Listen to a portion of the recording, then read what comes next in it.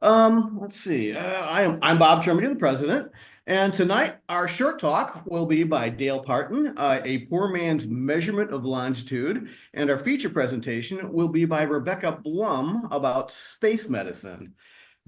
Okay, do we have any first-time attendees tonight? We do. We do have a couple. Hi there. How'd you hear about us? Sure. I've known about your group for a while, been meaning to come. You know what? That was me. I'm glad you're here. So we have an observatory at Walcott Mill Metro Park. We do a free star party every fourth Saturday of the month, and we oftentimes do things here like we did last Saturday at this planetary alignment event. So if you'd like to join, talk to that guy right there. If anybody would like to renew their membership, talk to that guy right there. And as as a tradition, we'd like to do a roll call. We'd go through the ranks and say your name. So hi, I'm Bob Tremblay, president. Dale Teamy, editor. David Baranski, treasurer. Jeff McLeod, outreach. Dale Martin, first line president. Charles Strackbine, secretary. Laura Wade.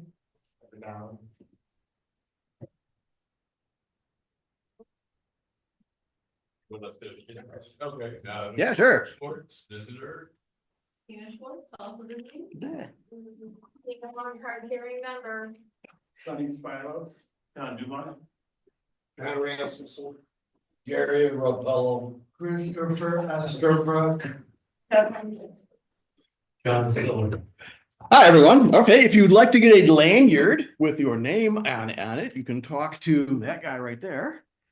Let's see, WASP wearables. I'm not wearing one. I really need to get one. We have t-shirts and other things in our newsletter online, and you can get those. We have stickers available too.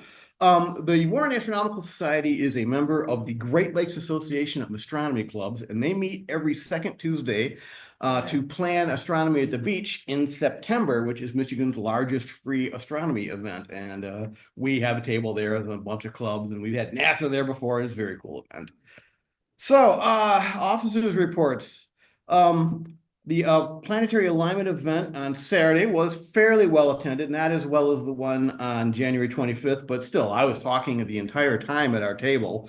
We had several telescopes set up outside, and some people got to see Jupiter through sucker holes. Mike Narlock, the director here, wrote us and said, please extend my heartfelt thanks to the WASP for making our event enjoyable, educational, and amazing. We simply couldn't do it without your help. Please do let me know if there's anything Cranbrook can do to make your future efforts on our behalf more enjoyable or comfortable. So we had some miscommunication, yes?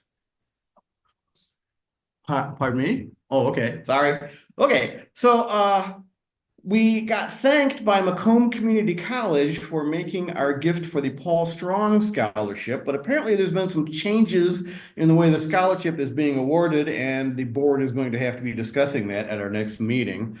The Ford Amateur Astronomy Club, they are having their expo and swap meet on April 5th at Henry Ford Community College. I asked him if we could get a table there and just set up, and he said, I don't think anybody's ever asked that. Usually people just sell stuff, but if we want to have a table there, we can do that and just kibitz with people. So that's the end of my office reports. Dale, anything to report? They kind of moved it over that, so we're not stopping on the HDMI cable. Let's see if I can squeeze through here. Hi, well, as I always say, I'm looking for more presentations, both full-length, hour-long kind of presentations and 10 to 15-minute short presentations. So if you have an idea for a talk you might want to give, please see me at the break. At our next meeting at Macomb Community College South Campus, Andy Epton will speak on mass extinction events. Okay, where huge number of species get wiped out all at one time. A month from now, when we're back here at Cranbrook, Tom Atvos will speak on thin meniscus lenses. This is a how do you make a telescope kind of talk. Okay, thank you. All right. So Riyadh, anything to report about what's going on with the observatory? Yeah, so we had our open house on the 22nd of February.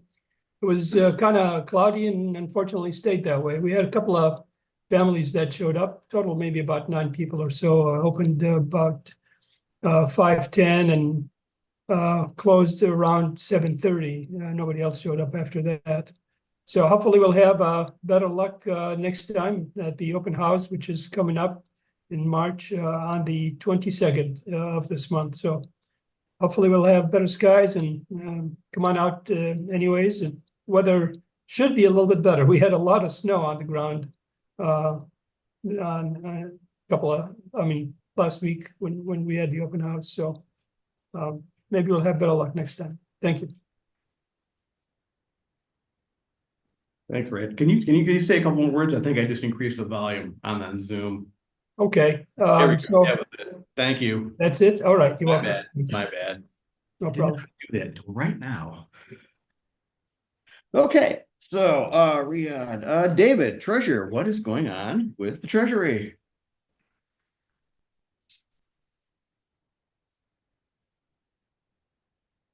Yeah, I know. All right, so in the treasury checking account, we've got $23,830. Our credit card, there's no balance on there. PayPal, we've got about $894 and some change. Our cash box, we've got about $257. And I know last month I mentioned something about getting being able to collect credit card payments. We're still working on that. We did find out that BOA does not want to let us do that. So we're looking at other ways to do it. And that's it. So I just had a thought, Dale. I want to pass this by you before I forget it. We're doing this Paul Strong scholarship, and we're also looking for ways to spend money. Why don't we scholarship a student for space camp? Let me talk about that in the next board meeting. Not that I want my granddaughter to go to space camp or anything. Yeah. It's as bad as the left quarter there. Him? Oh, geez. That guy, that would be David Levy. And I know, David, would you like to speak? Hold on a second, let me give you your screen here. Yes, thank you.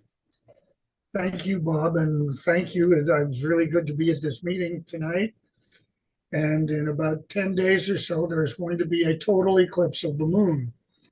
And with all fortune and good luck, I will be at Palomar to observe it with my friend Gene Mueller.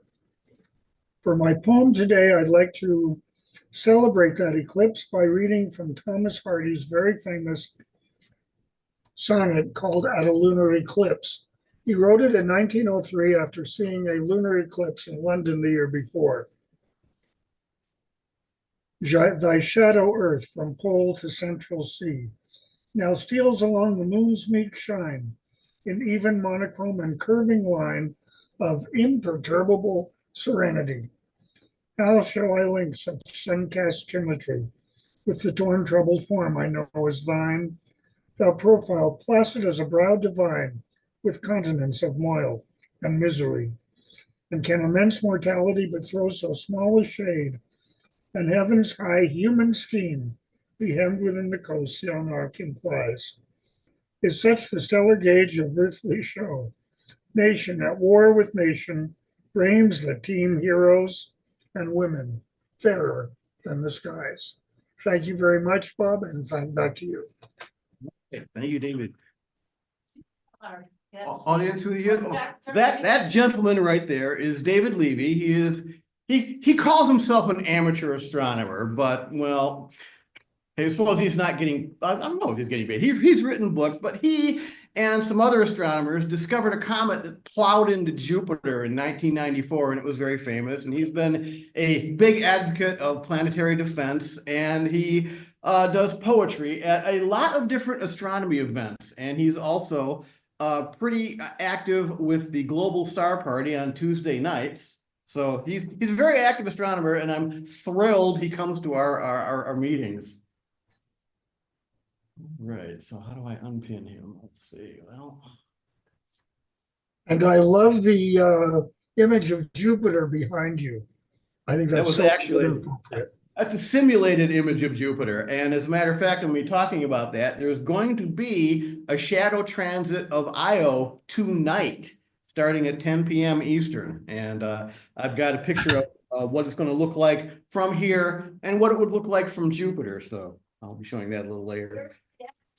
Should see that on their computer. Well, I said it's going to be happening. It's going to be Io is going to cast a shadow on Jupiter, so telescope to Jupiter. But on the in the computer, Io shadow transit would be, you'd find it, maybe. That I used Stellarium and just went to one night and forward time. Hey, look at the shadow, and I found it that way. So I'll be showing that when I talk about Stellarium on May 5th. So David was there. Charlie, what is going on with the minutes or all that stuff? Anything to report? Well, of course, the February meeting minutes were published in the March newsletter. And basically, when you're up for break, we have some name tags over there. Yours may be there, and if it is, I've got some plastic name tag holders over here on the side, and just let me know about that. All right. Thank you, Charlie. Jeff, what is going on with outreach? Besides that event last Saturday. Yeah, so a couple of us, not me, I'm smart. I went inside the building. A couple of us froze out here over the weekend. We all survived. We actually had a really good turnout of telescopes, which they were very appreciative of. Very happy with that. I think we had like 8 out there. So at least like when Jupiter popped out, there were scopes to go to. Tina was there, Bob was there, I was there, Dale was there, Ken Burton was there. Who am I forgetting? Oh, Mark Kedzer was there. Oh, Vichalia was there. Mm-hmm. Okay, that's everyone. Yes. There's one more fellow there. Oh, what's his name again? Mark Hedser. No, Mark Kedzer, Jim Lawless. That's it. So we had a good turnout. Oh yeah, Tom. Yeah, there's Mark. A good time was had by all. Yeah, he's supposed to be here tonight. Let me see. I got a couple of things coming up, but they're all covered. They're, just small things. Dale's, Mark's, going to a library on the 5th. Yeah, you're talking to Girl Scouts on the 10th. Right. Yep. And then I don't think I have anything else on the books for March currently. Then the other thing I like to do is today is the anniversary of the Apollo 9 launch. So that would be the one where they took the LEM into Earth orbit and kind of gave it a shakedown and used it for the first time. So that was 50 almost 60 years ago or something. Yeah. And then if you want to help us with outreach, let me know. I'd love to put you on a list. And then if you come to the open houses, that's a good place to just like get your feet wet on doing some telescope stuff. It's also just a nice place to run your telescope. Yeah, that's it. Thank you, Jeff. All right, Vichalia, you here? She's not here. Well, the newsletter is out. And let's see, February posting from last week. Okay, so David Levy did that. All right, so getting on to astronomy in the news on my asteroid update, we have 1.4 million total asteroids known, and that is up 15,377 from last month. And NEOs, which is near Earth objects, is 37,945, up 327. So I wrote in the newsletter about the working group on small body nomenclature. Essentially, it's the bulletin that comes out with the new asteroid names. There's an interesting name in this one, the Sean Walker. Anybody know? Recognize that name? An accomplished American artist, astrophotographer, and sky and telescope editor. He's one of the 3 founding members of the MDW Hydrogen Alpha Sky Survey, where his extraordinary image processing skills are helping reveal the intricate tapestry of glowing H-alpha nebulosity spread throughout the Milky Way. And let me go over, I gotta share that. I didn't know what the MDW hydrogen alpha survey was, so I went and looked it up. It's an ongoing project to create a deep, high-resolution, high hydrogen alpha image of the entire night sky. Project is undertaken by 3 New England friends and astrophotographers, and one of those is the one that discovered the asteroid and named it after this guy. So kind of went down a rabbit hole on that one, but that's interesting. Exoplanet updates. We are up 7 from last month. So we've got 5,839 coming up on 6,000 and no change in candidates, which is odd. But we're starting to see planets from the Gaia surveys now. So one of them is one of the new ones is GL725AB, which is at a distance of 11.4 light years. It's the 7th closest known orbiting planet. It comes in at 2.78 Earth masses. It orbits in 11 days at 0.068 AU. That's 6 million miles from its star, which is a red dwarf. So I wanted to show this. I do want to put this. So I'm going to share this graph. Zoom is over here. I hate it when I'm on 2 screens. Share. That. And you guys can't see it here, of course. And I'm not sharing. I'm sharing the wrong window. Lovely. Well, tell you what we're going to do. I'm not doing 2 screens.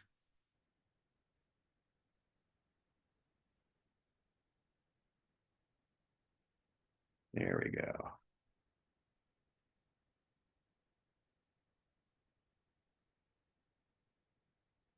I didn't do that. Oh my God. Well, I'm not going to show this because I can't deal with this right now. But anyway, the graph of the asteroid discovery rate kind of looks like that. It's like an exponential curve. The graph of the exoplanet discovery rate looks pretty much the same. I've got things on the wrong darn screens. All right. So at a recent, Brother Guy was at a recent convention. I do want to show this. So there's Brother Guy. Gosh darn it, I do want to show that. Well, I will show this to our audience later, but I do want to show our audience here. This is Brother Guy. This is my boss. He's Brother Guy Consolmagno. He's the director of the Vatican Observatory. He was at a science fiction convention hawking his new book, A Jesuit's Guide to the Stars. And he's autographing it for free there. And this is a quote that he said, one of the great and fascinating aspects of science fiction conventions is the long time overlap and inclusion of scientists and engineers. Not surprising, given how many of themselves are fans, even SF authors, and or professional technology journalists. Boscone, which is the name of the convention he was at, explicitly has each year a science speaker. And he was wearing, I noticed this, that t-shirt he's wearing. I laughed out loud because I have that t-shirt and it's this. It says, "Fools, I will destroy you all. Ask me how." And that is from Girl Genius, which is an online comic written by an author artist that both Brother Guy and I know. So again, another rabbit hole I went down here. But so if you want to waste a whole lot of time reading a really cool online comic, Girl Genius, highly, highly suggested. Special interest group, that Nova, T Corona Borealis, we still got nothing. Actually, its magnitude went down a little bit yesterday, so we're still waiting for that thing to go Nova. It's supposed to go in September, hasn't happened yet. Spaceweather.com says a CME is incoming on March 1st. A magnetic filament on the sun erupted and hurled a CME into space. NOAA forecasters say it will graze Earth on the 4th, tomorrow, potentially sparking a G1 class geomagnetic storm. High latitude sky watchers should be alert for auroras. So keep that in mind. We've got a lot of sunspots today. NASA's Solar Dynamics Observatory's data feed is back online after that flood last year. So we can finally get pictures of the sun in near real time from that. If you're on Facebook, check out the CME alerts and solar activities group. They have a lot of cool stuff. Riyadh, any double star information or stuff going on with that? Well, we were going to look at a few winter sky double stars, but because it was cloudy, that's kind of moved to the next open house. So next open house, we will be looking for them. We'll be trying to also look for Sirius B. So we'll see. Can we resolve that in that telescope? Oh, yeah, the separation right now is pretty much at maximum, about Oh, cool. 11 or so arc seconds. So the separation is not the problem, it's the brightness difference. Okay, going on tonight. So when I was setting up a presentation for that event we did on Saturday, I was in Stellarium and I said, hey, I wonder if there's going to be any shadow transits. And I saw this guy. I will show our audience. Oh, why does it keep doing that? I'll leave it there. This is what Jupiter is going to look like tonight. There's going to be a shadow of the moon Io, and it'll start at 10 o'clock there and go across, and it will be almost right on top of the great red spot. And so I'm like, I wonder. So I went into Space Engine and found it, and there it is seen from Io. And yeah, it's pretty much going to be right over the great red spot. So it starts at 10 o'clock and lasts till a little after midnight. So if you got a telescope, I don't know, did it even clear out right now? I didn't even notice. So, Dale, ready for your talk? Get PowerPoint up here. We want to, I don't know. You want to do it like this or how? Just Well, that would be fine, except I want to see it up there. let me turn off.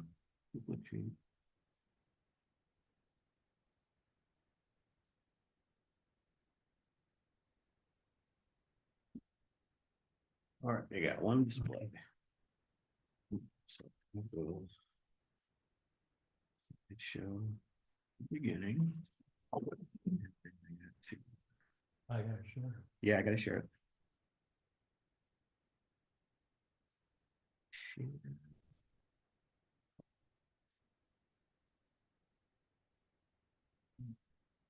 Yeah, here we are.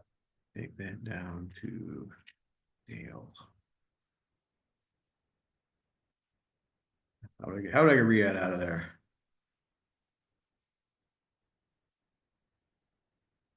That's right.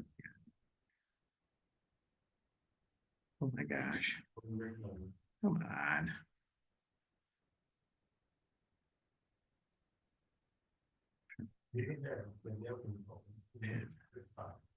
All right. All right. Okay. Dale Parton has a doctorate from Carnegie Mellon University in 1978. He worked as an industrial physicist in the automotive industry for 33 years. He bought his first telescope in 1997 and joined the Warren Astronomical Society in 1998. He's been an officer at least half the time since then, I know the feeling, and is currently our first vice president.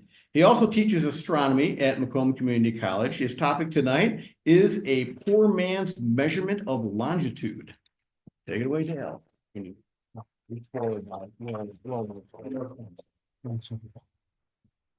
Okay,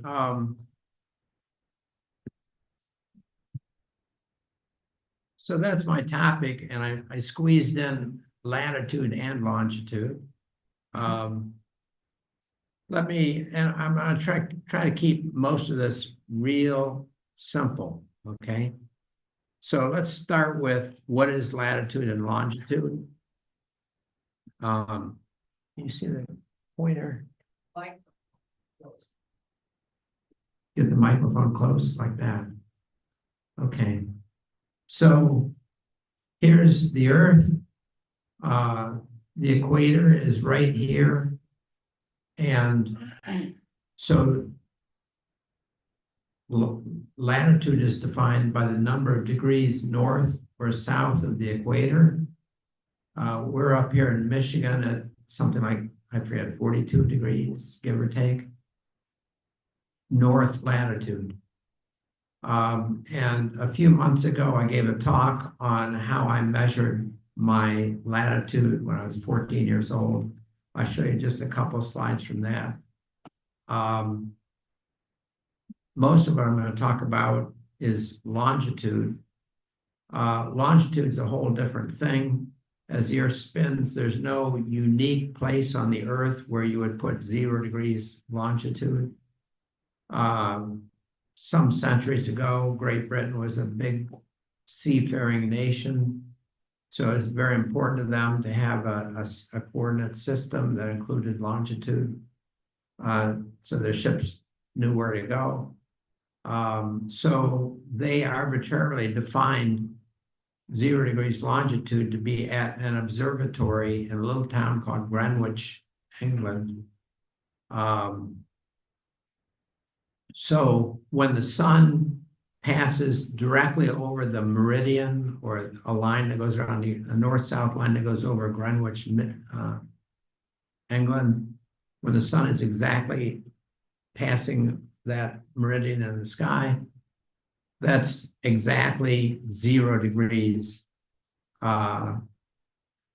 longitude.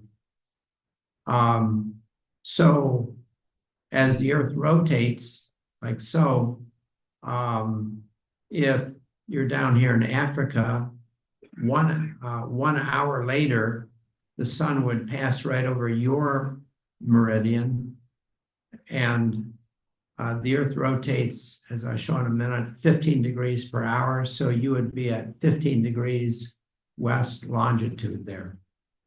If you were here in the middle of Spain and the sun crossed your meridian half an hour after it crossed 0 degrees in Greenwich, England, you'd be at half of 15 degrees, or 7.5 degrees west longitude.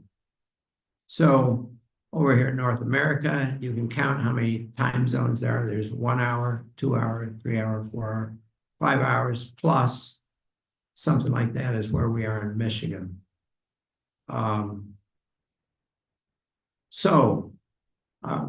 I think I only have a couple of slides on this, just to review what I did 2 or 3 months ago on a talk. When I was 14 years old, I found out that if I measured the angle from the horizon to the North Star, that's very nearly equal to one's latitude. So with crude things at my disposal, a picnic table, a bubble level to get the table exactly level, piece of cardboard, a wooden clothes prop from my mother, which I aimed at the North Star. I had a piece of cardboard here. I drew a line on it. That angle A is your latitude, okay? And I gave some explanation of all of that. If you're interested in the details, you can find it on YouTube. And so I measured, let me move this out of the way. I measured my latitude from my data. It was 41.2 degrees. And I went to a library and that had a map. I was in Toledo, Ohio at the time, with some latitude lines. I figured out I was actually at 41.7 degrees. So my error was 0.5 degrees, which corresponds to about 35 miles. I was pretty happy about that. I was 14, right? Now, let's talk about measuring longitude. Again, a poor man's measurement of longitude. So here again is what I showed you. So I'm going to be measuring how many degrees west of Greenwich Mean Time we are, or I am, in my yard in Ray, Michigan, near our observatory. So it takes 24 hours for the Earth to rotate once on its axis. That's 360 degrees in 24 hours. 15 degrees per hour is the rotation rate. So if again, if the sun crosses your meridian 1 hour after it crosses the meridian in Greenwich, England, you're at 15 degrees west longitude. So you have to know what time is it, right? When the sun crosses your meridian, and you have to, how do you determine when the sun crosses your meridian? When it does, you get that time, you can find your longitude. Incidentally, Greenwich Mean Time used to be determined by the observatory in Greenwich, precisely measuring when the sun crossed its meridian. That's no longer the official time because it's not accurate enough. There are tiny changes in how the Earth rotates. So scientists who want to know time down to nanoseconds and picoseconds and stuff like that now have something that's almost the same as Greenwich Mean Time. It is, for all practical purposes, called Coordinated Universal Time, based on atomic clocks that are all around the Earth, keeping time. So this is a map of the Eastern time zone. Eastern Standard Time, which we're on now, is equal to Coordinated Universal Time plus 5 hours. We're 5 time zones west of Greenwich, except when we go on daylight savings time, so during the summertime, we're on Eastern Daylight Time. I was on Eastern Daylight Time when I did my measurement. So I'll have to add 4 hours to the time I measure when the sun crosses my meridian. Here's my ultra sophisticated, high-tech, super computerized, latest gee whiz equipment for doing this measurement. I bought I don't know, Home Depot or somewhere, a piece of wood, pressed wood.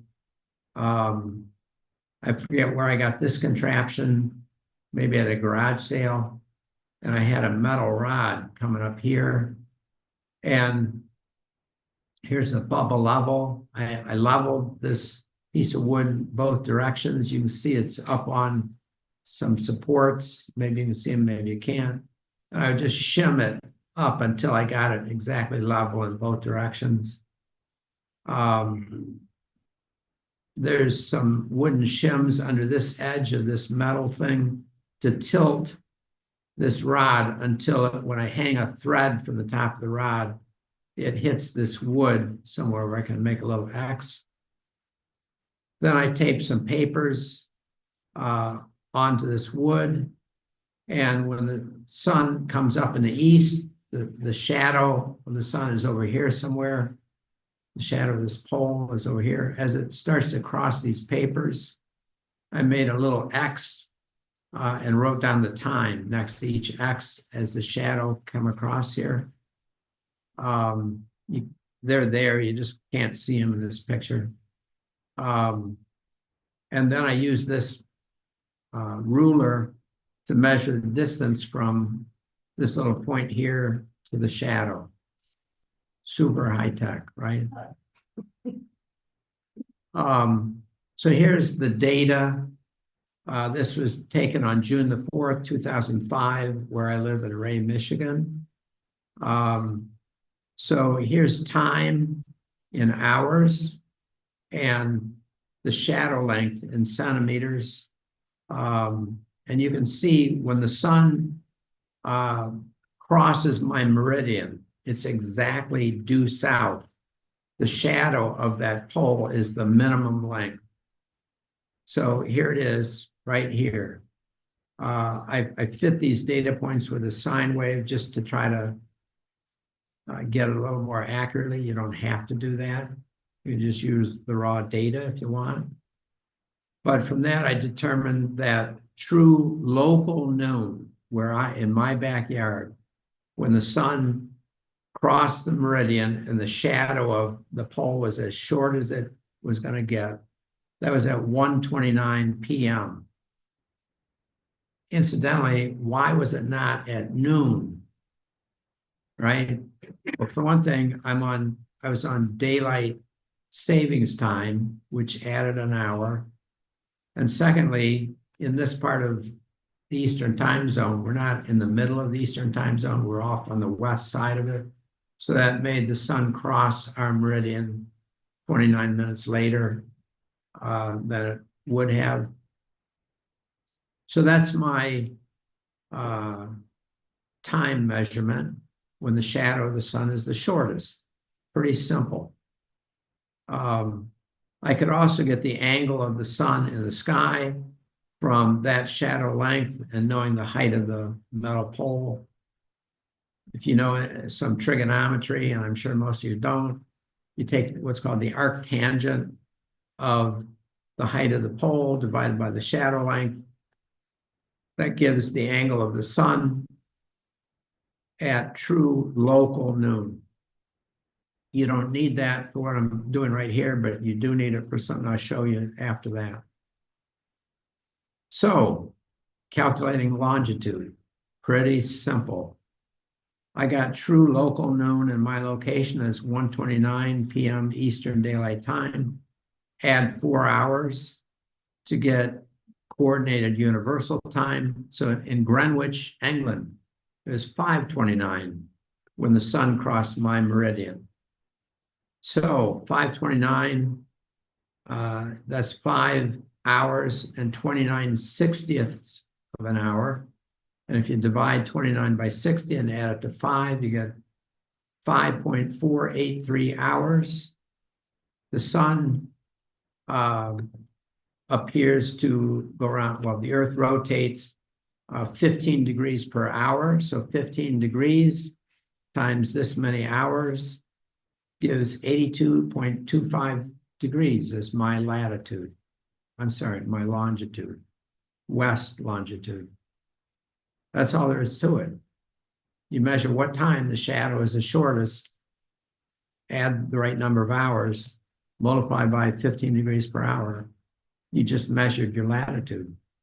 I keep saying the wrong thing, your longitude. Sorry if I drift away from the microphone.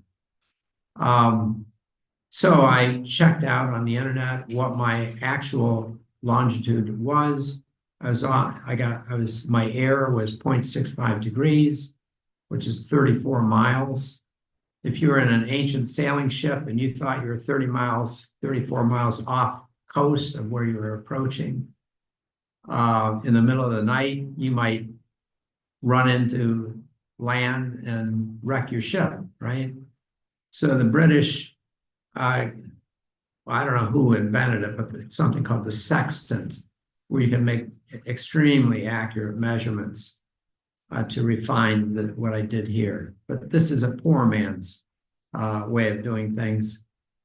Now, if I take my correct longitude and figure out when the sun actually passed my meridian, that's the blue line. So my error in figuring out when the sun crossed my meridian was 2.6 minutes. Okay. And again, that corresponded to about 34 miles. So that's the heart of this talk. Let me tell you a couple other things just because it's neat, and I won't go too long. What else can you get out of such measurements? You can get a lot out of these kind of measurements. Here, I did the same thing on several different days, and each day that I did the measurement, I could get the angle of the sun when the shadow of the pole was the shortest. And that's what you see here, these data points. And then one day, we went to visit my wife's relatives in Kentucky. So I took my apparatus along and did a measurement at their house. And you can see there was a different angle in Kentucky where we were than I would have gotten in my backyard. It was 3.84 degrees different. That's because of the curvature of the Earth. If you combine that measurement with the actual number of miles distance of my relative's place in Kentucky from where I live, if you know that many miles and you know that's 3.84 degrees, you can immediately figure out the circumference of the Earth. Because it's 360 degrees all the way around. So if 3.84 degrees is some number of miles, you just do the ratio, you can figure out the circumference of the Earth. This was figured out by an ancient Greek philosopher named Eratosthenes, I forget, like 150 or 200 BC. So it's basically replicating his measurement. And I'm not going to take you through all the math, but it's pretty simple. Here it is. It was 255 miles north-south distance from my house to the people in Kentucky, times 360 divided by that many degrees. I got 23,900 miles for the circumference of the Earth. The actual number is this. I was off by 4%. This is a poor man's measurement, right? Not too bad. Figure out the size of the Earth from such a simple thing. It's astounding. So here again is that data I showed you that by a sine wave. I only took data for about 4 or 5 months, but from that data, look at all the things you can get. Not only from just doing one of those measurements, do you get your latitude, but from, you take this line here, 47.56 degrees, subtract that from 90 degrees, and you get your latitude with 0.3 degrees error, a lot better than I got at age 14 when I was sighting on the North Star. You can get the Earth's tilt angle out of this, 23.46 degrees. I got that within 0.02 degrees error. You can get the length of the Earth's year. I got 365.17 days. This is the correct number, 0.02% error. It's amazing. And that's for less than half a year's data. If I had taken data for a few years, those errors would have become very small. And you can find out when the summer, what day the summer solstice is, and the winter solstice, the autumnal equinox, all that kind of stuff and more, okay? The ancient Greeks did all of that, which fascinated me. And I also replicated how they measured the distance to the moon, the size of the moon, the distance to the sun, the size of the sun. It's incredible what you can do. I gave a talk on all of that. I believe it was sometime last year. If you want to see that with all of its details, it's on YouTube. If you look for it and can't find it, I can find it for you. Just search on Warren, go to YouTube, search on Warren Astronomical Society, my last name, Harton, and you'll find a whole bunch of presentations I've given. That's it. Any questions? Yes. 2 things. Your actual for the circumference of the Earth, did you use the equatorial or the polar circumference of the Earth? Which Because I did I assume use? you went north-south. The circumference polar is smaller. Yes, yes, it is. You may have been closer than 4%. I think Jeff is out to get me here.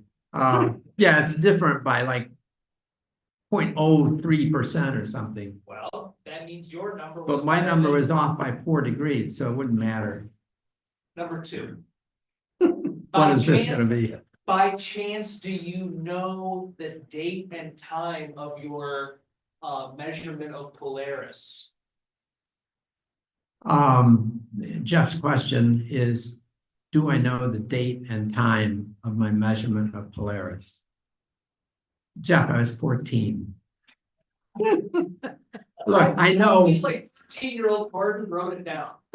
I didn't, but let me tell you this. I think what Jeff is getting at, because he's kind of pinned me down with nitpicking details here, is the fact that Polaris is not exactly on what's the north celestial pole.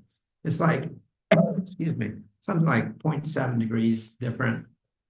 So during the year, Polaris, in fact, every day, Polaris effectively appears to orbit the true celestial north. And if I knew what day it was, I could back calculate and make a correction to my result. I didn't know any of that stuff when I was 14. You're right. Because that number might also be better than you thought it was. Sure, it might be better, but look, I don't think so. That is to say, the fact that I got within 0.5 degrees was almost miraculous. Yeah. I mean, I'm sighting along a piece of wood. Yeah. Try to see where, you know, I mean, this was a dumb 14-year-old's, poor man's, poor boy's Yeah, measurement, You did fantastic. right?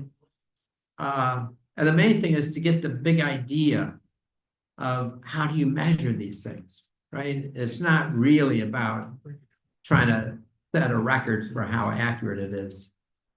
Well, when you were making this measurement, right, you said you had 2.5 minutes of error. Yes, The sun traverses its own width in about 2 minutes, and that's half a degree. So you're talking about a pretty small margin there yes. to get it down to a half a degree of error. I mean, look, having done that measurement, there's a way to get better data, which is instead of having the top of a pole,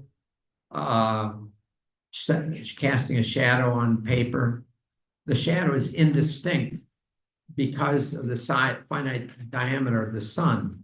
A better way to do that measurement would be go inside like your house or something where you're going to block out all the light except a little pinhole.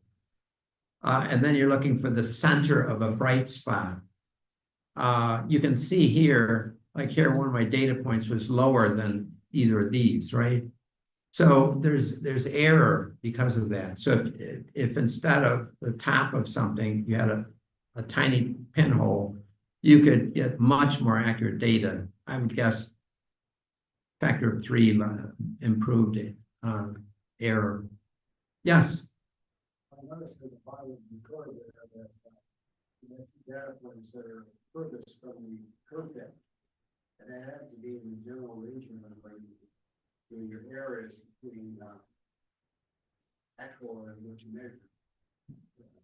Sort of interesting if you have a largest variance in your data in your mean, in your curve depth, right at the point where you estimated the error to.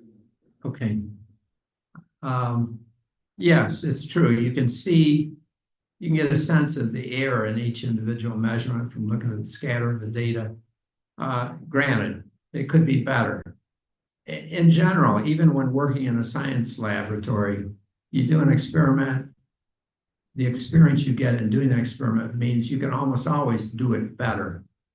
Even working with super accurate equipment and so forth, you learn things when you do a measurement almost always, and you could do it better. I think we're going to have to wrap it up, but we're going to have a break here, and I'd be happy to talk to people one-on-one if you have more discussion. Okay, thank you for your attention.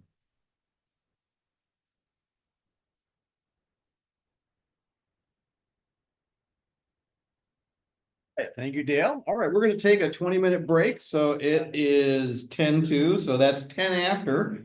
Reconvene at 10 after 8, and we'll do our feature presentation. Take a snack break, do a bio. We're going to do here.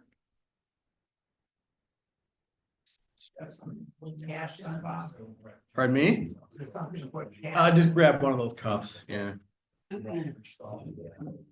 Bob's talking about this.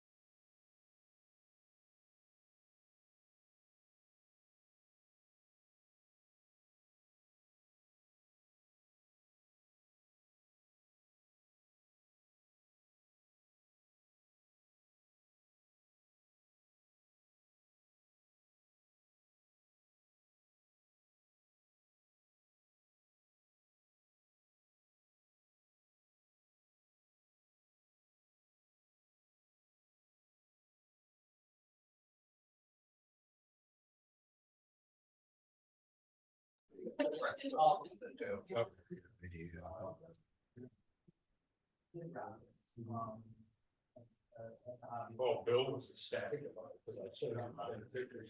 We already talked now? Yeah. I go, I said, well, I'm gonna give you the trays, I said, I keep all the costs. Right. I hate this thing. Oh, actually, Mars. Right. All right, can the internet hear me?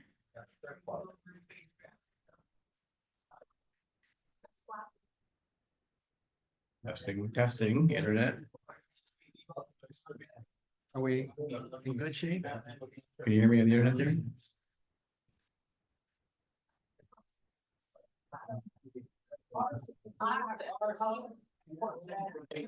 Testing. All right, take care.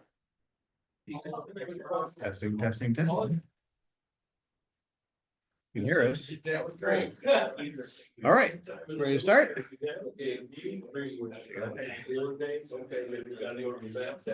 Okay, everyone, we're getting started again. Our speaker tonight, brought to you by the magic of video, is Rebecca Blum. She has been planning to become an astronaut since the age of 7.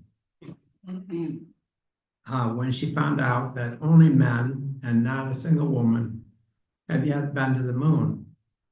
She recently graduated from Brown University, where she also worked as an emergency medical technician on the local ambulance system. And she'll be starting medical school in the fall of 2025. She intends to become a space physician. She is the granddaughter of a longtime Warren Club member, Jon Blum. Many of us here know him well. And she has spoken a number of times at past Warren Club meetings. Her presentation tonight is a video from when she recently spoke at the Fox Run community where Jon and Rosie Blum currently reside. Her topic tonight is space medicine. Blum is my granddaughter. She plans to be a physician astronaut, so she's going to give her talk about space medicine. When Rebecca was 3 years old, she was already sitting on my lap looking through my telescope. She's always been very interested in astronomy. When she was 7 years old, she and I were talking about the trips to the moon when we sent 6 rockets to the moon landings back in 1969 to 72 with 2 astronauts that walked on the moon on each of those trips. And Rebecca was shocked to find out that all those people who went to the moon were men. So she decided there ought to be women going to the moon and that he was going to be the one. At age 7, she sat down and drew this picture, which shows herself on the moon. And she's been working towards that goal ever since. Rebecca's given lots of lectures about astronomy in the past. This won't be her first. She's talked twice in the past here at the Fox Run Astronomy Club. She's given lectures at the Warren Astronomy Club, the largest astronomy club in Michigan, other than our own right here. She's been on TV with the Ford Astronomy Club. And here's an early lecture about astronomy by Rebecca when she was 9 years old. Here's one of her first astronomy lectures.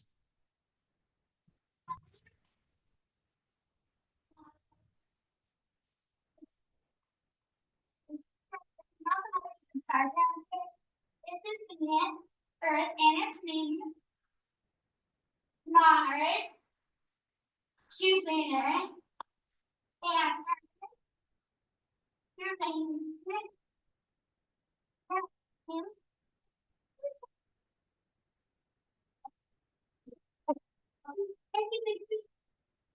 one closer to the sun or all close together, and so far away, the more quite apart.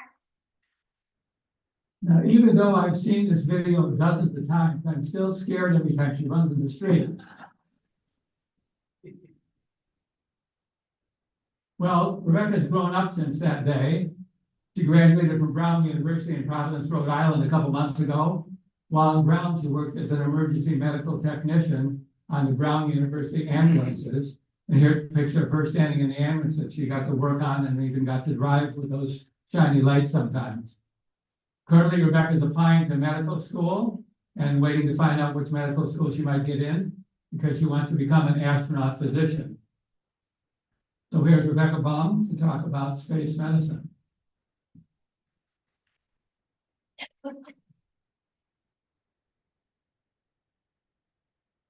For that wonderful introduction, Grandpa. Is everyone able to hear me all right?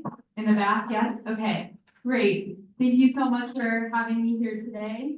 I am super excited to share with you all a presentation about space medicine.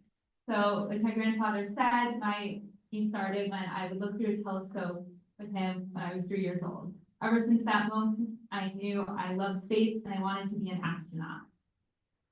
As I got older, I began to get involved in more things, including going to space camp in Huntsville, Alabama, and going to different NASA centers.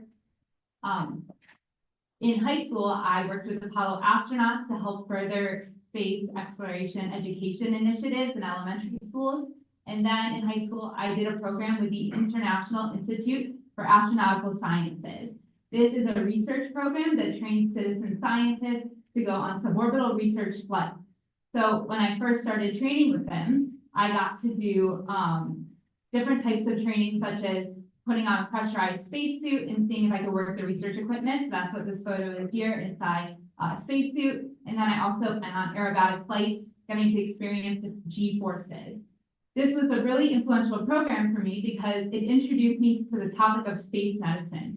And today I'll be sharing with you an overview of space medicine. With this program, I also did a specific space medicine program where I worked with an emergency med physician and astronaut in training to learn to apply wilderness medicine techniques to space exploration. Like my grandpa said, this journey led me to going to Brown University, and I just graduated with a degree in molecular biology. And I also worked as an EMT on an ambulance. And I also did research with NASA studying space medicine. So last year I gave a talk at Foxtrot about my experiences as an analog astronaut on a simulated space mission. It was with a program called Asclepios, and it was a space mission that took place entirely on Earth. These analogs are super helpful for learning research. So we did a lot of space medicine research on this mission. I lived in an underground bunker for 2 weeks with an international crew. I was the only American and only woman in the crew, and I was the youngest crew member. Before the mission, we had a year of training in Europe. So we had specific research trainings, space medicine trainings, extreme environment trainings. I went camping in the Swiss Alps and learned how to scuba dive, which is this picture here. In this picture here, I'm doing some space medicine research. So this was a very influential mission for me because I also got to be the health officer on the mission. So I was responsible for taking care of all the crew members' health. So now we're going to jump into what space medicine is. So space medicine, the basics. In this part, we're going to talk about the spaceflight environment. We're going to talk about how the environment affects the human body, where space medicine research takes place, and why space medicine research is important. So to start, what is space medicine? Space medicine is how the human body changes in space and how to mitigate these adverse changes. It's super important to first understand the spaceflight environment, and then that will help us understand how the human body changes in that environment. So first, we're going to talk about gravity or gravity changes. So here on Earth, we are all experiencing 1 G of gravity, 1 unit of gravity. But when astronauts go up in space, that gravity changes for them. So when astronauts go to a less massive moon or planet, for example, they will weigh less, they will experience less gravity. So on the moon, astronauts experience 1/6 of the gravity, and on Mars, they experience about 1/3 the gravity. And on their way to the moon or Mars, they will experience weightlessness or 0 gravity. So this really changes the body in a lot of ways, which we'll talk about. The next part of the spaceflight environment that can cause problems is radiation. So here on Earth, we're protected from radiation from the sun and protected from, cosmic radiation from other parts of the universe coming in because of Earth's atmosphere, the ozone layer, as well as the Earth's magnetic field.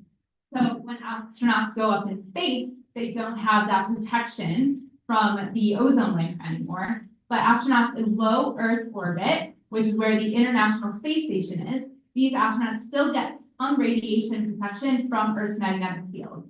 However, as astronauts go farther to the moon or to Mars on long duration missions, they don't have that protection from Earth's magnetic field anymore. So they will experience even greater doses of radiation.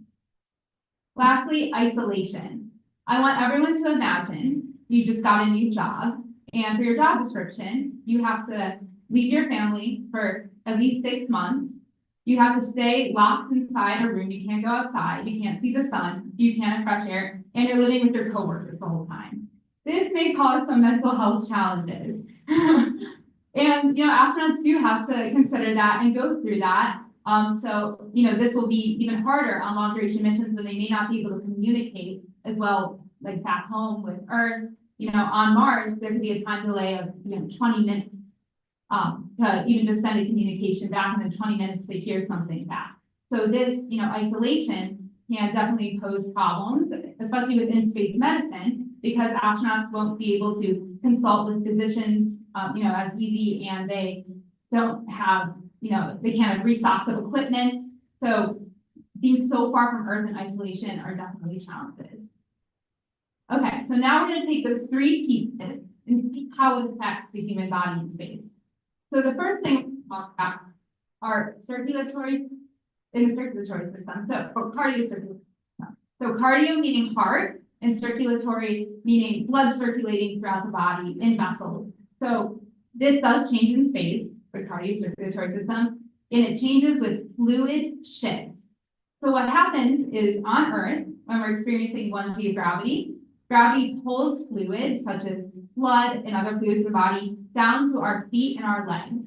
And our body has natural mechanisms that pull that blood and fluid back up to our heart. When astronauts are in microgravity, those mechanisms that pull the blood back up to us are still in place, but they're not needed anymore. So what you end up happening is a net movement of fluid up in the body, and astronauts seem to have a puffy face and sort of a puffier torso, and that's because of those fluid shifts. You can see here, this is explaining that. So this is, on the ground experiencing 1G of gravity. This is, I guess, what an average person looks like. And then as the astronauts go up in space, this happens within a few hours. Immediately, they get this fluid shift, and you can see it's a bit puffier up here, and it looks like they kind of chicken leg like that. Now, within a few days, the body actually adapts. So you can see this photo looks a little bit better. They don't seem to be as puffy up here. And what happens is the body is getting rid of a lot of that fluid. We'll actually pee it out. So your blood volume is decreasing. And when astronauts come back to Earth, has anyone seen videos of astronauts giving a press conference right after landing, and then all of a sudden they black out and fall over, or they begin to pass out? Well, that does sometimes happen. And that is because when they come back to Earth, their blood volume has decreased, and now their brain isn't getting enough oxygen because blood is having trouble reaching all the way up there. It's not necessarily because they have weaker bones and muscles, which is true, and which we'll talk about, but it is because of those fluid shifts. So the next thing we're going to talk about is the musculoskeletal system. So this is the muscles and the bones. So in space, astronauts are not bearing weight on their bones, and they're not using their muscles as much. This causes degradation of the bone and muscle. So up in space, astronauts can experience 1 to 2% of bone mineral density loss every single month. To put that in perspective, postmenopausal women on Earth experience about 0.5% to 1% of bone mineral density loss per year. So astronauts are experiencing 2% per month of that loss. So it's definitely an accelerated process, and this can lead to bones being more brittle and more susceptible to breaking. When it comes to muscle loss, astronauts also experience a lot of muscle loss. 10 to 15% of muscle loss on a short duration mission, and on a long duration mission, muscle loss can be up to 50%. Yeah, so is very serious, and it's a problem because, let's say astronauts lose a lot of their bone in muscle on a mission to the moon or Mars, or when they come back to Earth. This can lead to bones breaking and then not being able to perform as well once they go back into a higher gravity setting. The next thing is the vestibular system. So this system is helpful for spatial orientation here on Earth. We all have these little organs in our ear called otoliths, and they use gravity to help orient us. But in space, astronauts don't get those gravity signals anymore, and this can confuse that system. So astronauts have trouble telling what is up or down. There really isn't an up or down. And this can lead to something called space adaptation syndrome. Astronauts feel really sick, especially their first week in space. They're often vomiting and just feeling really sick. The next thing is sleep problems. You can imagine when these three are paired together, you may have some trouble sleeping. And so astronauts say that signal that they're lying down. Now on Earth, when we lie in our beds, we're used to that, but astronauts, they don't feel like they're lying down. So this can cause sleep problems. They also can have problems with their circadian rhythm. So here on Earth, we have a body that can detect when it's dark outside and we feel tired. And this makes us go to sleep at night. But on ISS, on the International Space Station, the astronauts experience sunrise every 15 minutes. And then on a long duration mission, when they're in a spacecraft, may not see the sun at all, or the sun may be coming at totally different times, and this can really disrupt the circadian rhythm, and astronauts have trouble sleeping. Another thing that changes is gastrointestinal changes. So the gastrointestinal tract is down here, and it is important for digesting our food. We actually have something called a microbiome in our GI tract. So this is a bunch of bacteria, but it's good bacteria, and it helps us digest food. Now, astronauts can have changes in their gut microbiome, and they get a loss of diversity, which can cause a lot of problems. And that's because they're changing their environment, and they aren't interacting with a lot of different people every day, a lot of different spaces every day, and they can get gut problems. The next thing that changes is the immune system. So you can see there's a lot of changes that happen to the body, and the immune system is part of that. And there's been a lot of evidence that shows that when astronauts go up in space, they have their white blood cells change and aren't as effective, and other molecules are part of the immune system changes, so they may be more susceptible to infection. And then when it comes to radiation exposure, they're at an increased risk of developing cancer, cardiovascular changes, and getting radiation sickness. So we seem to know a lot about how human body changes in space, but where does this research happen? If you guess space, that's a great guess. That is where a lot of this research happens. So here's a picture of the International Space Station. It is a giant space station currently orbiting Earth, and it's about the size of a football field, and it is full of research labs where a lot of this research takes place. Now, when the ISS was being made, and when we also had the shuttles, a lot of the research took place in shuttles. Here's a Russian Soyuz craft. Other sorts of spacecrafts have carried space medicine research before. Now, what people may not realize is a lot of space medicine research happens on Earth too, in something called spaceflight simulation. You can see with this photo, this is on a short parabolic flight, and this researcher is experiencing zero gravity for about 20 seconds. So what happens on a parabolic flight is, if this is a plane, and the tip of my fingers are the nose of the plane goes like this. Don't worry, this won't happen on your next flight. It nosedives like this, and when it's nosediving, people will feel weightlessness. And this can be for a few seconds or up to 20 seconds. And different experiments can be brought on these flights. Now, there also can be flights that, research that takes place actually like on the ground. And here's an example of something called a bed rest study. So here's a subject, and they're lying at a 6-degree angle down. This angle has been shown to be the best or the most similar to what astronauts experience and how they feel in space. And this helps bring those fluid shifts. The fluid will actually move down near the subject's head and torso, and those fluid shifts can be studied. There's also something called water immersion studies.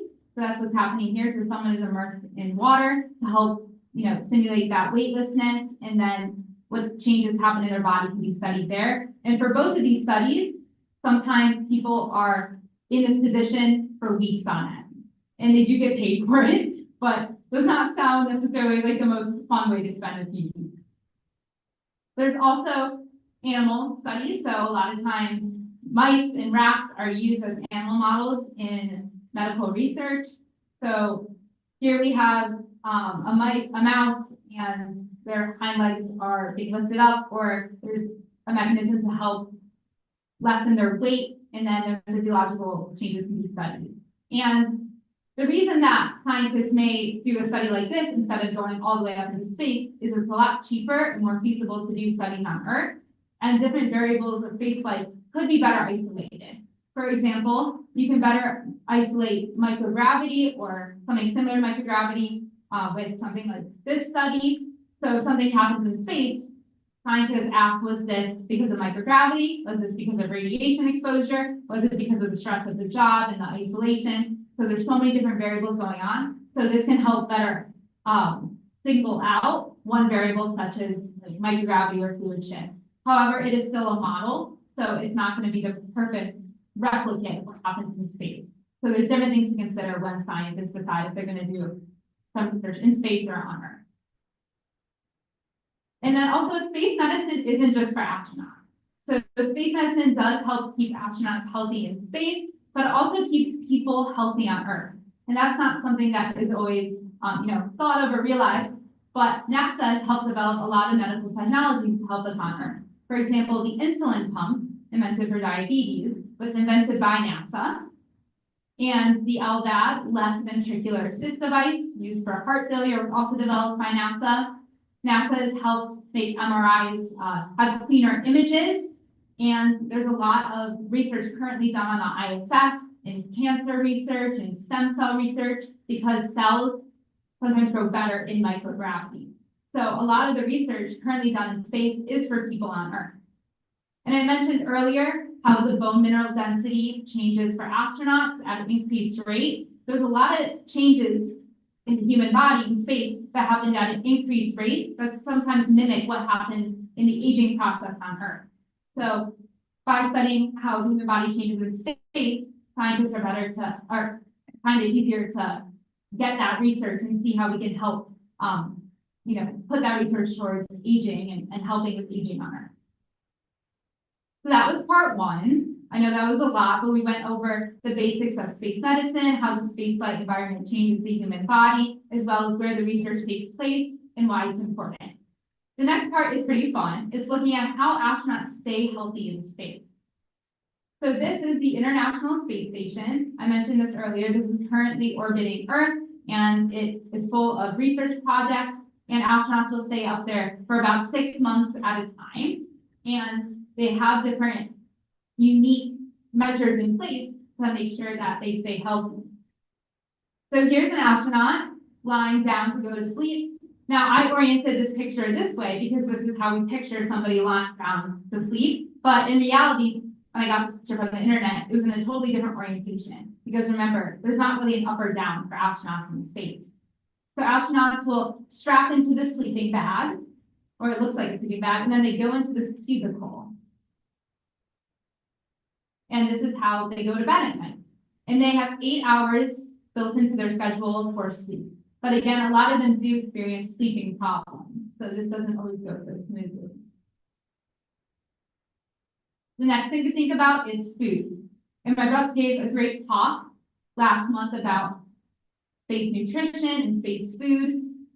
And something he mentioned is, you have to have a lot of food that's dehydrated, a lot of food that's canned or packaged. It's hard to keep food fresh in space. So here we've got different types of food. We've got canned food here, dehydrated food here, and packaged food. Astronauts on the International Space Station have a menu with 200 food options that they can choose from every day, and they get 3 meals a day as well as snacks. And a lot of this food was help prepare with a nutritionist to make sure astronauts are getting the proper vitamins and nutrients and calories that they need. Here's an astronaut, this is Scott Kelly, and he's juggling citrus fruit up in space. So they do get some fresh food because there's shipments of food and supplies every 90 days to the International Space Station. So I'm sure that's a fun day when astronauts get that shipment and they're able to have some fresh fruit such as this. Interestingly, a lot of astronauts experience changes in their taste in space. They have trouble tasting things. So oftentimes foods are made to be saltier or spicier so astronauts can enjoy the food a bit better. A lot of that is predicted to be because of those fluid shifts causing congestion for the astronauts. So just like how when you have a cold, it's sometimes hard to smell and taste food. It's a similar thing for astronauts. Now, astronauts also have to exercise in space to help combat that muscle loss and bone mineral density loss. So here are two astronauts exercising, and you can see this doesn't look like normal exercise. They're strapped down to their devices. So here we've got sort of like a treadmill, and this astronaut is strapped down to the treadmill down here. Yeah, because if they weren't strapped down, they would just float away. And we've got another astronaut here lifting weights, but again, weights don't weigh anything in space. So they have to use a device called an advanced resistant exercise device that creates resistance for the astronauts. So this device right here, which is connected to the weights, the astronauts have to pull against that and it creates that resistance and it feels like they're lifting weights. So when astronauts do this 2 hours a day, they're able to combat a lot of that bone density loss and muscle loss. So there are still changes even with these exercises. So this is a concern for long duration space missions when astronauts aren't gone for just 6 months, but are gone for years because their bones and muscles will still degrade. So if we're going to talk about exercise, we should also talk about hygiene and cleaning up after. The astronauts don't have a shower in space. Yeah, so what they use instead is a rinseless shampoo and a water pouch and a washcloth. And they'll just clean themselves every day using that. And when it comes to their clothes, there's no washing machine in space because they're trying to conserve water. So astronauts will actually just wear their clothes until they're too dirty to keep wearing. And then they just throw the clothes out and they actually burn up on re-entry.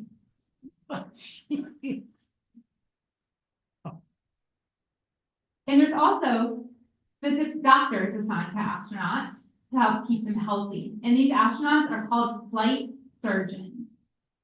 Now, they're not actually surgeons doing surgery in space. Rather, they're doctors oftentimes on Earth. They're employed by NASA or other space agencies, and they work in mission control, and they work with the astronauts to help keep them healthy. So they help develop, the different protocols for astronauts up in space. They help develop those menus, and they have these video conferences with astronauts every week. They're about 15 minutes long, and they talk to the astronauts about their health up in space. They talk to them about like the food, the sleeping, any other medical conditions that they may be having. And if they find something that is concerning for the mission, then they can go tell flight director that they're, this may impact the mission, but usually these medical conferences and what is said in the medical conference is private. And I want to be a flight surgeon one day, so I think that job is super fascinating. But as astronauts begin to move further away from low Earth orbit, for example, when they go to the moon or to Mars, they need to be even more independent when it comes to health concerns, because there may be a communication delay. They may not be able to do emergency evacuation back to Earth as easily. So here are two astronauts. This is Chris Hadfield here and Tom Marshburn. And Tom Marshburn is using an ultrasound device on Chris Hadfield. So an ultrasound is a device that sends high frequency sound waves, and it can actually look inside the body and see different structures inside the body. And this is super helpful for diagnostic purposes and is definitely a big future for space medicine as well as emergency medicine on Earth. So astronauts get trained in these medical devices, so that way they can help take care of each other on long duration space missions.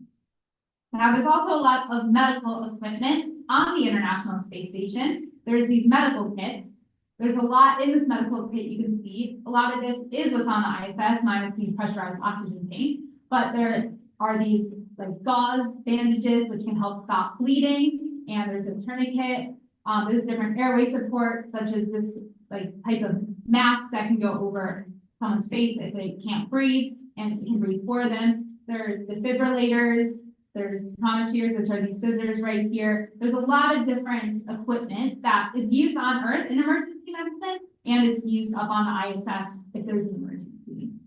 And there's also medications too. So this bag just has some equipment, but astronauts definitely have a medical bag with those medications they can take when needed.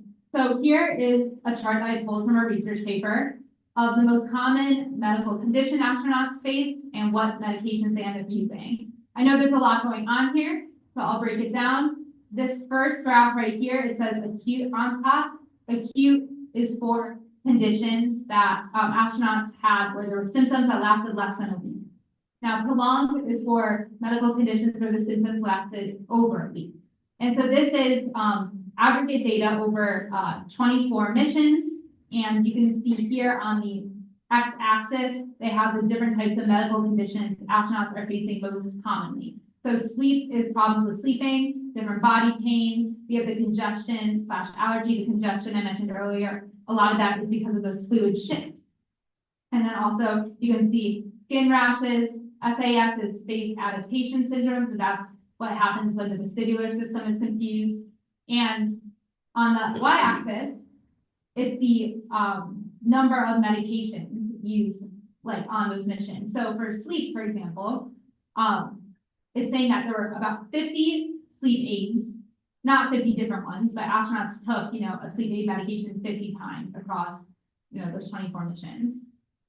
And a lot of it, in terms of what medical conditions are seen, are similar across, or similar for the acute and prolonged. So congestion and allergy seems to be the most common long-standing issue that astronauts are taking medications for in space. And then we see sleep again, skin rash, body pain, eye changes, which we'll talk about, or eye pain, and then heartburn.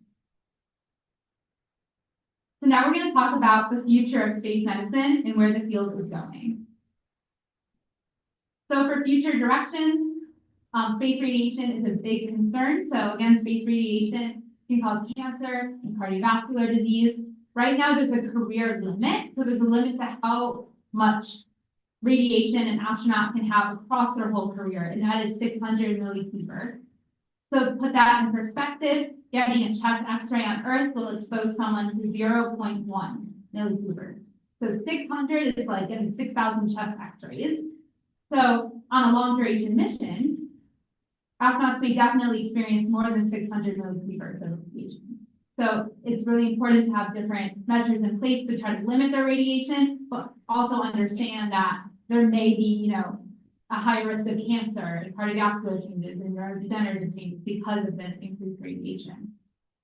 The next thing is spaceflight associated neuroocular syndrome, or SANS. I know that's a mouthful, but what this really means is vision changes for the astronauts. So what seems to happen is back to those fluid shifts again, those seem to come up a lot. There's this theory that when the fluid shifts like up to the head, it puts a lot of pressure on the back of the eye, and this can actually flatten the back of the eye and cause something called retinal folds. And this can affect the astronaut's vision and make the astronaut's vision blurry. So that's what this picture is here. This is a picture of an astronaut's eye. So this right here is the eye before space flight. And it's very subtle. You can see after space flight, there seems to be a flattening right here in the back. And it's believed that it's caused by those fluid shifts, though the full mechanism is not quite understood. And if you don't understand the full reason why this is happening, it's harder to come up with protective measures for the astronauts. And so when astronauts do a long duration mission, this can be a particular problem if they can't see. This really lowers performance and is a safety issue. And as many as 70% of astronauts experience SANS during their career. And oftentimes when they come back to Earth, their vision goes back to normal, but not always. And here's astronaut Serena Onion Chancellor, and she's using a device like this to measure the back of her eye and look at the back of her eye to gather data about sands. The next thing is mental health challenges. I mentioned earlier that astronauts have a very hard job where they're away from home and away from family, and they're living with the same, 3, 4, 5 people for months to years on end. So mental health is a big concern for astronauts, and looking at ways to help manage that and make sure everyone is working most optimally as a team is important. And then the food and nutrition challenges. I mentioned that earlier too. This will be especially a challenge as astronauts move farther from Earth so they don't get any restock of food. And it's hard to keep food fresh too on those, like when they're far from Earth. And it's said that the Artemis missions to the moon aren't going to have a freezer or refrigerator for food. So it's definitely going to be hard to keep food fresh for maybe years on end. And I may be partial to this, but I also think drug development is a big future for medicine. So this is actually my research. So I work in a research lab at NASA Ames Research Center, looking at how drugs can be developed for long duration space missions. So again, on the International Space Station, they get a reshipment every 90 days. So if a medication expires, they can just bring up a new medication. But on Mars, when astronauts are months away from home and are on a mission for years, these restocks aren't possible. Furthermore, a particular type of medication, such as a protein-based drug, so for example, insulin, degrades even faster in space. It's a pretty temperamental drug. It often needs to be refrigerated. It's pretty delicate. And a lot of protein-based drugs are the same way. Now, what's interesting about a protein-based drug is proteins are made of amino acids, which are coded for by DNA. So what scientists can do is they can take the DNA sequence of the protein of interest and actually put that inside bacteria, inside the bacteria's genome. And then the bacteria will use its own machinery to create that protein, and then we can isolate and purify that protein for astronauts to use in space. So what my lab is looking at now to produce is a drug called delta-sleep peptide. It's a drug that is already invented, but we are planning to put this DNA sequence for the protein inside DNA or inside the genome of bacteria. And then astronauts can produce the drug whenever they need it, and it won't expire because they'll just produce it on demand. So in conclusion, spaceflight adversely affects the human body. Astronauts use unique ways to stay healthy in space, and radiation and distance from Earth will likely be the biggest challenge for long-duration space missions. And another thing that we took away from today is that space medicine studies how spaceflight changes the human body, which is important for human health in space and on Earth. Thank you so much.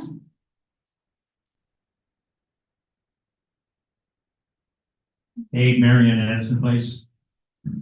I'm wondering about urinating and taking a crap. A very good question, especially because astronauts have to do it every single day. So on the International Space Station, they do have a toilet, but it's a little bit different than a toilet on Earth. So what astronauts have to do is the toilet is connected to a vacuum. So it's a little easier for guys, as it tends to be, but in general, astronauts strap in, because it's not going to float away, which would not be good inside a bathroom. And then the vacuum will actually, they'll just go, to the bathroom how they normally do, and the vacuum will just, pull everything down. And yeah, that's how they go to the bathroom in space. Both ways, yeah.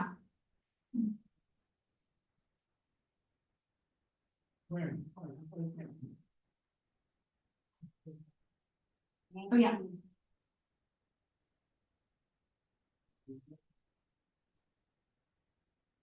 I'm Claire Dewey, Twin Pines. In medical facilities, people are exposed to radiation wear little badges that they exchange every month. Do they wear something like that in space to be able to monitor the individual astronauts? That's a great question. So I actually don't know if they how they measure, you know, their radiation exposure, I would imagine there is something similar to that. There are different, like if there's like solar flare, for example, that is going to be a great increase in radiation. And so I would also imagine that NASA has an understanding too of based off of what the spacecraft is made out of and what, you know, the space station is made out of. With that solar flare, they can also find an estimate of probably how much radiation the astronauts were exposed to. Do you know what the average weight gain or loss is on a 6-month mission? Yeah, I don't know the exact weight gain or weight loss. It would probably be more of a weight loss, especially because they're losing so much of that muscle mass. I know that on short missions, so less than 30 days, they lose about 10 to 15% of their muscle mass. So I definitely imagine that they are weighing less, as well as remember their blood volume is decreasing too. So that will also help decrease their weight. But astronauts eat about 2,500 calories in space every day to try to maintain their weight, as that's what they can. I know that on my simulated space mission last year, it was on Earth. It was in an underground bunker in Switzerland. And I was the only crew member not to lose weight, especially because all of us were eating similar amount of calories a day, but I was also living with a bunch of men who needed a larger calorie intake. But because we were pretty much eating the same food, we did lose a lot of the muscle mass, even just living, you know, on Earth. Richard, Pines, 101. Despite precautions ahead of time, what if one of the astronauts needs surgery while they're up in space? Yeah, that's a great question. So luckily, this hasn't happened before where an astronaut needed surgery up in space and had to do it up in space. Right now, if there was a serious medical emergency that required surgery, astronauts should be able to come back to Earth, you know, in an emergency because they're in low Earth orbit, they're close to Earth. There are some, you know, medical capabilities they're able to do in space, such as some basic intubation, but they don't have, you know, full surgery equipment, and there may not be a physician up in space. Right now, there are a lot of physician astronauts who, you know, have trained as physicians, but when they go up on the International Space Station, they're carrying out research with like the engineers and the other scientists. They're not acting as a doctor up in space, they're acting as a researcher. But on long duration missions, when astronauts aren't able to come back to Earth, you know, if at all, or, you know, as quickly, there is a lot of talk about bringing a physician in the crew to act as a physician for the astronauts who may be able to perform some of those procedures if needed. Rebecca, there are 2 astronauts right now that are circling the Earth in space, and they were supposed to have returned by now. And according to NASA, I guess, they're going to be possibly there till next year. Now, how in the heck are they surviving claustrophobia, food, and are they prepared to stay there that long without adverse conditions happening to their body? Yeah, that's a great question. So to address the first part of, you know, if they're prepared, how they're feeling about this, especially, you know, if you're going home to see your family, now you're stuck possibly for 8 months or so, you know, in this small unit and you don't get to go back home. So I would imagine that definitely does have an effect on their mental health, but they've also been trained for years for situations just like this. Astronauts know when they go up in space that it may be, you know, they may not come back. Obviously, they're trained to help make sure that doesn't happen, but, and they said to the 2 astronauts that are out there that they do feel prepared to be up there. And there's plenty to do. There's a lot of research projects they can do. And there's definitely, they're still getting those shipments of food every 90 days and the shipments of supplies. So they have enough supplies, they have enough food.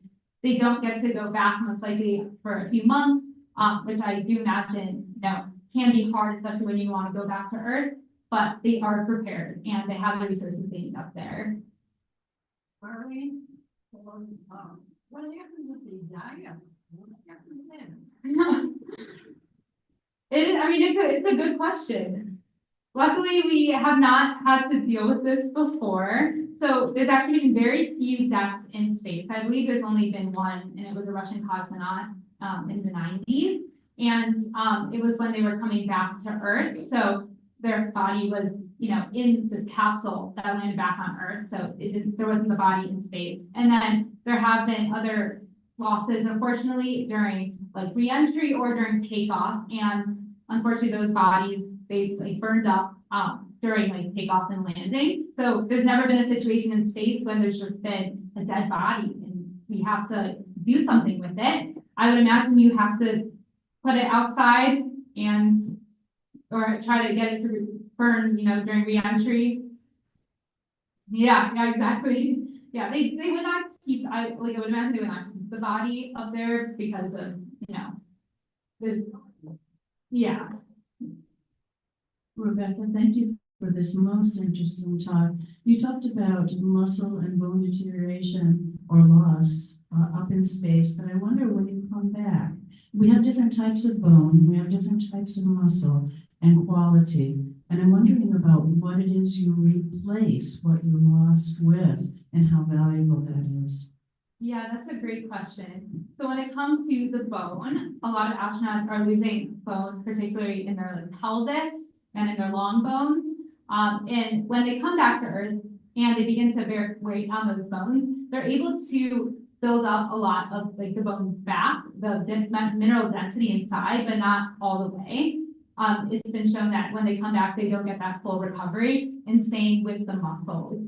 There are different types of muscles, muscles that are better at like power in the sense of like jumping, for example, versus some muscles that are good at having maybe like sustained use, like long distance running uses a different muscle than like powerlifting. And it's been found that a lot of astronauts use those more of the power muscle. So they found that jump roping, to trying to jump more in space to help boost those muscles that are good at the power aspect have been really helpful for astronauts in maintaining their muscle. They still do see some degradation, but yeah, there are definitely some exercises that target different muscles better, and those are what are focused on. I'm sorry, we don't have time for more questions during the meeting, but Rebecca's going to stay afterwards. She'll be up here in the front of the stage and you can come up and ask some more questions. Thanks, Rebecca. Thank you. All right, so that is Rebecca Blum, and she is amazing. Unfortunately, we can't ask her any questions. You can ask me questions. I can pretend to be her. Oh, hi, John.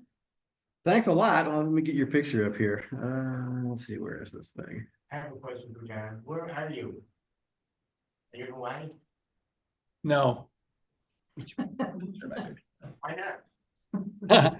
Well, that is a very long and interesting story that I can't go into right now.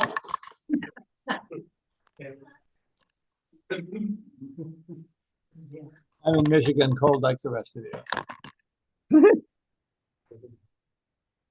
So she has graduated college now, huh? That's just amazing. She graduated from Brown University in the spring. She's been working for NASA for the year between college and medical school at the Ames Research Center in Mountain View, California, doing NASA research, which is in danger of losing its funding, as we all know, for all research all over the country these days.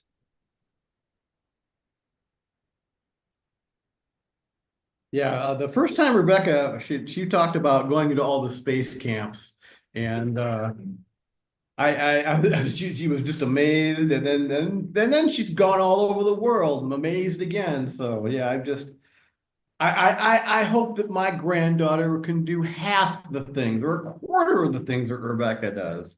Thanks, Bob. Rebecca will be starting medical school someplace in the fall. She still plans to become a space physician. Anybody have any questions for John? No? All right. Well, then, thank you, John. And tell Rebecca hi, and this is awesome. All right. So our next meeting is in 2 weeks on the 19th at Macomb Community College, South Campus. Our next star party is the fourth Saturday, March 22nd. Several of us head down to Redcoat Tavern for gastronomy after astronomy. That's Woodward, north of 13 Mile Road. And good night and clear skies and happy Punchki Day tomorrow, everyone. And with that, the meeting is over. Good night. Go home. You can't stay here.